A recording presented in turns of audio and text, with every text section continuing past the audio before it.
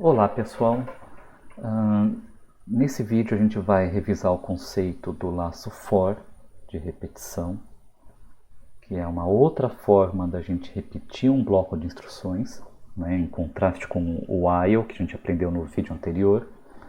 E também eu vou exemplificar o conceito de iteradores. Então inicialmente vou mostrar a sintaxe do for, como a gente costuma utilizar no começo, né? Então a gente faz for x em range e um valor, por exemplo, 10. Então ele fala, olha, para o x valendo entre 0 e antes do 10, né? O range ele exclui o intervalo superior. Então, para x valendo dentro da faixa de valores entre 0 e 9, por exemplo, vamos imprimir o x. Então, ele vai imprimir 0, 1, 2, 3, 4, 5, 6, 7, 8, 9. Então, essa instrução for, ele repete o que está dentro desse bloco de instruções para cada um dos possíveis valores de x. Então a função range simplesmente ela retorna um valor de 0 até antes do número que você passou como argumento, e você pode usar cada um desses números dentro do bloco de instrução. Exemplo, vamos fazer a somatória, uma função somatória,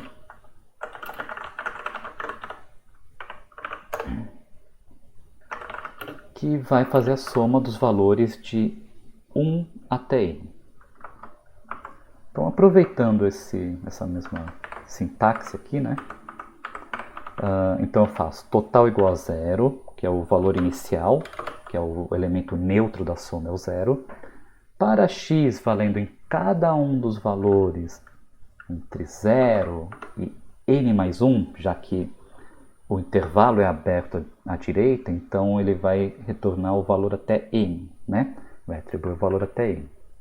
Para x de 0 até n mais 1, eu faço com que o total seja o total mais o x.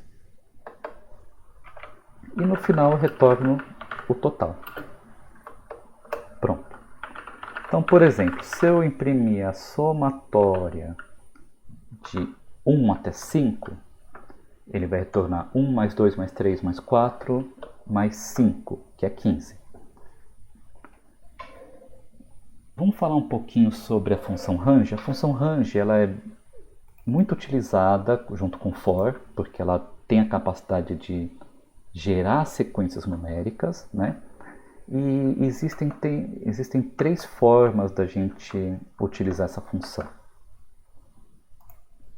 Então a primeira forma é o que a gente acabou de usar, que é com apenas um argumento, em que ela gera um intervalo de 0 até um valor antes do fim.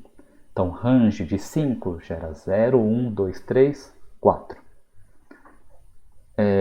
Pode ser usada com dois argumentos, especificando de onde começa e onde termina, também o intervalo à direita em aberto.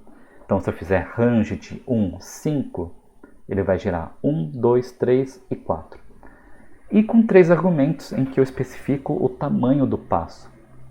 Então, por exemplo, se eu fizer range de 2 até 10 com passo 2, ele vai gerar o 2, o 4, o 6 e o 8.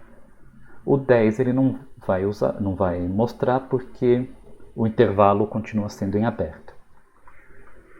Então vamos testar essas três instruções no Spider. Vamos verificar o que elas me retornam. Então, print, no caso do Python 3, eu preciso converter o resultado do range para uma lista antes de imprimir o resultado. Então, range de 10, range de 1, 10 e range de 1, 10, de 2 em 2. Esse primeiro range, ele vai ter que me mostrar uma lista com os valores de 0 até 9. 0, 1, 2, 3, 4, 5, 6, 7, 8, 9. Esse segundo vai mostrar de 1 até 9. E esse terceiro vai mostrar os números ímpares de 1 até 9. 1, 3, 5, 7, 9. E realmente, o primeiro foi de 0 a 9, o segundo de 1 a 9 e o terceiro os valores ímpares de 1 a 9. 1, soma 2, 3, soma 2, 5, soma 2, 7, soma 2, 9.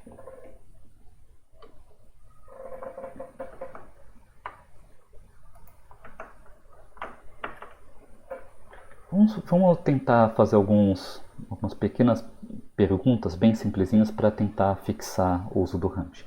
Então, o código abaixo vai imprimir os números de quanto até quanto na tela. Para i em range 100, print i. De 1 a 100, de 1 a 99, 0 a 99 ou de 0 a 100? A resposta é de 0 a 99. Lembrando que o range com o argumento começa do 0 e termina um valor antes do valor do argumento passado. E o código abaixo, qual é a faixa de valores que ele vai imprimir? Quando eu faço range de 50 a 110, ele vai imprimir de 51 a 110, 51 a 109, 50 a 109 ou 0 a 109?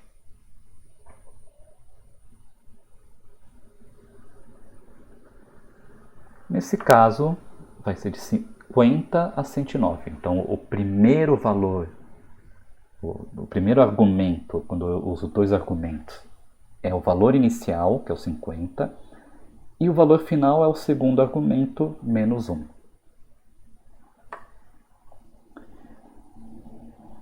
A sintaxe da instrução for, ela na verdade é lida como para x valendo ou sendo alimentado pelos valores de um iterador. Ele simplesmente repete um bloco de comandos para cada um dos valores que você consegue se alimentar desse container chamado iterador. O iterador nada mais é do que uma sequência de valores que pode ser recebida para uma certa variável. E existem outras formas de gerar um iterador além da função range. Por exemplo, como a gente vai ver em aulas posteriores, podemos criar um iterador através de listas, né? Então, eu posso fazer para elemento em uma lista de valores. E a variável elemento vai receber sequencialmente cada um desses valores. Ou numa string, que nada mais é do que uma sequência de letras. Então, para letra em um certo texto, ele vai receber, a variável letra vai receber cada uma das letras dessa string. E eu posso criar também iteradores customizados, né? Então, se eu quiser um iterador que faça alguma sequência específica, eu posso criar. Vamos exemplificar como que eu faço isso? Vamos criar um iterador que gera todas as potências de 2 até um determinado valor. Para isso, eu crio uma função potência 2, que recebe um valor chamado max, que é o maior valor que eu quero receber, que eu quero gerar, né? E eu começo. Bom, a primeira potência de 2 é o 1.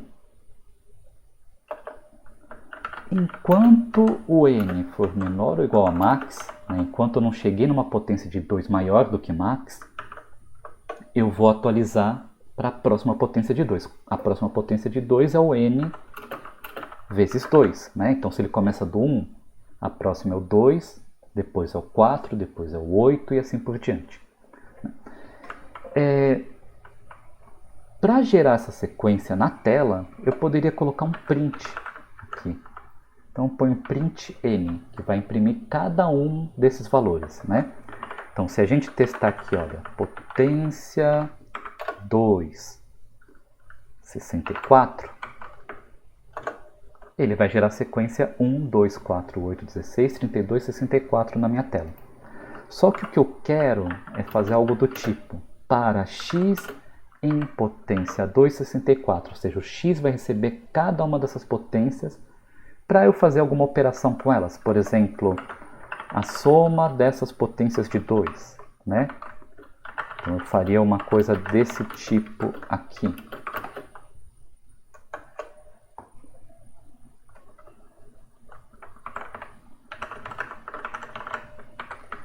E para esse caso, eu teria a somatória de todas as potências de 2 de 1 até 64. Né? Como que eu faço isso? Basta eu alterar um pouquinho o meu programa, trocando o meu print pela palavra-chave chamada yield. E yield funciona muito parecido com return. Ele devolve o valor contido em uma variável. Então aqui ele fala o seguinte, olha, n igual a 1. Enquanto n for menor que max, devolve o valor atual de n, que é 1. Só que ao contrário do return, ele não termina o programa, ele simplesmente suspende, dá uma pausa no programa. Né? Ele pausa o programa e espera que você peça outro valor. Então o fluxo de execução, nesse caso, funciona da seguinte forma. Para x em potência 264, ele faz n igual a 1, enquanto n for menor ou igual a 64, ele devolve o valor 1 e fica aguardando.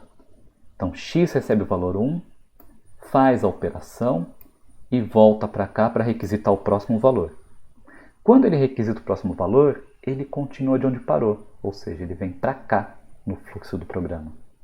Ele faz n igual a n vezes 2, dobra o valor de n, volta para cá, verifica se não atingiu o valor máximo, né? E devolve o próximo valor, no caso 2, x igual a 2, faz o que tem que fazer, requisita o próximo. Aí o n vai dobrar de valor, vai para 4, volta para a condição, verifica que ainda tem que continuar repetindo e assim por diante até chegar no 64. Né?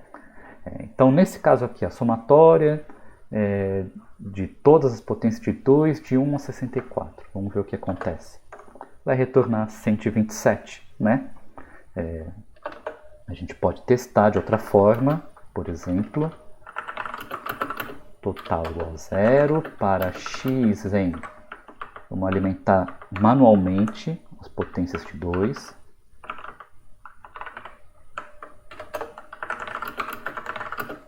E o resultado tem que ser o mesmo. Perfeito, bateu o resultado, então o programa está correto.